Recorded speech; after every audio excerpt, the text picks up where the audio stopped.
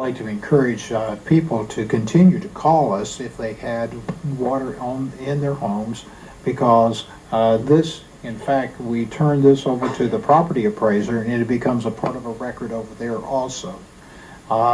So if you have damage to your home you have not reported to us, we really need you to call us, and our telephone number is 506 5600.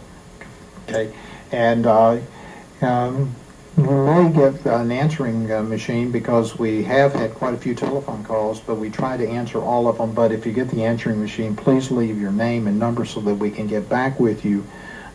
We do want to make our report as accurate as possible, because what we found in the '04 storm event is that we had some properties damaged there, and when we try to go back and get FEMA dollars to help in that particular area, there had been no record that their homes had been flooded in the past. Even though we knew they had been, they had chosen not to report those homes to us, or to the property appraiser, or even to their own insurance company, and so when it came time for assistance, they were not eligible because they were not a reoccurring property. So this is one of those items that we need people to contact us. Also, there is a kind of a misnomer about your flood insurance. If you had flood insurance, and just because you filed a claim does not mean that your flood insurance would go up. And so there are other things that they base flood insurance on out there.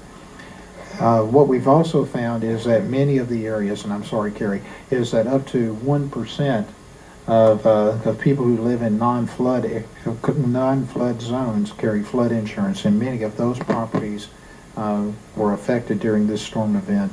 And what I'm talking about is neighborhoods that were in non-flood zones, and were not required to carry flood insurance by their mortgage company, or they chose not to carry flood insurance.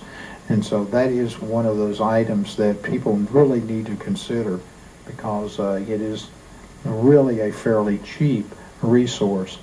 Kind of a rule of thumb: if it comes through the roof, your property insurance will cover it. If it comes up through the floor, flood insurance covers it. If it comes up through the floor? If it comes through the floor or through a door or something like that. Because I talked to somebody that I know hasn't turned in their claim because they had a crack in their enclosed back room, and they had to tear out their carpet. It came up to the floor. Right, but there are some rules as it relates to what your property owner's insurance will call flooding and what they will call roof damage. So you need to be real careful about that. Oh, okay. Ken, there's something else too. With as many homes as we have that are like summer homes or winter homes and are vacant right now, or homes where people have left and are under foreclosure, I think if our citizens know of any of those homes and they're in the flood areas, please let us know, because those need to be recorded also. That's correct, and that was one of the issues we had at Springwood Square, where some of the units there are rental units, and they were vacant. Yeah. So I'm sure, like I said, we know we're going to still find more over the next week or so, if not longer. Yeah, I know there was somebody that I was talking to, and they knew that the house next door to them was vacant, and the house across the street was under foreclosure, and they didn't know whether anybody was there or not. So, it was like, okay, well, at least I've got those other two houses to put on the list. Charles Street, 2nd Avenue, 3rd. Did you have any flooding down there? Charles Street itself, I think maybe like at the intersection, but 2nd Street, 3rd I hear Street, from them usually. Yeah. on down that way, there was flooding. In the house? I Yes, thought sir. that was where the one guy was pumping around to his neighbor and flooded his The neighbor. Fifth Street was pumping, and it was flooding 2nd Street. Well, on Second Street there, that woman floods all the time. As I say, Obama said, share the wealth, share everything. She's a single woman there, and I feel sorry for her, but that's sad. All right, Ken, let me ask you a quick question. How many people that know that there could potentially be vulnerable to flooding took advantage of sandbagging?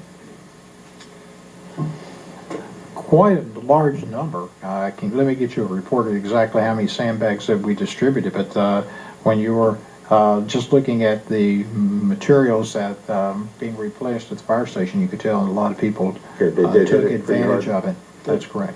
Is that where you, the only place you dump were at We fire put it stations? at all of our fire stations because those are generally very central located and people get to those fairly easy. And we had one at Public Works also. We had Public Works, but people couldn't get there very easily. Yeah, because Oak Street was underwater. We went through 600 yards of dirt. That's a lot of. That's dirt or mud? Okay, Mike. Anything else? Okay. You good? I'm good. Any questions? Thanks, Gary. Thanks, Carrie. We good? Yeah, for real. All right, we're up to comments, concerns, council members. George?